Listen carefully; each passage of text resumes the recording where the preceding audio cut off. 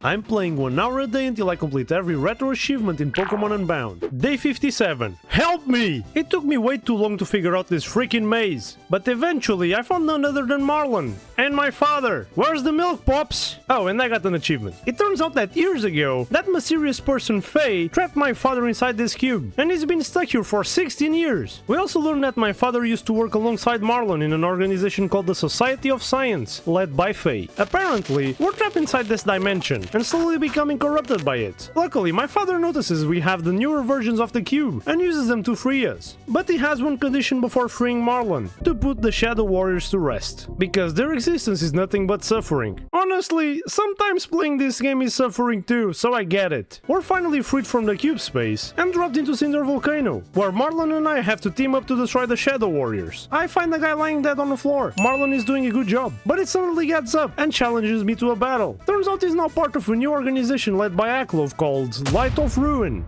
I defeat him, and then I learn Vega has been working with Faye this whole time. Oh, you don't remember Vega? He's the second gym leader, we beat him ages ago. And he actually seemed like a pretty cool guy. But he's not! And I'm done with all these betrayals. You're going down, Vega! Marlon and I team up, and immediately lose. Business as usual. After a lot of trial and error, I finally settle on these 3 Pokemon. This battle might be one of the hardest so far, and Marlon is not helping. Vega's leap part is, as always, a pain in the butt. Honchkrow is, well, Honchkrow.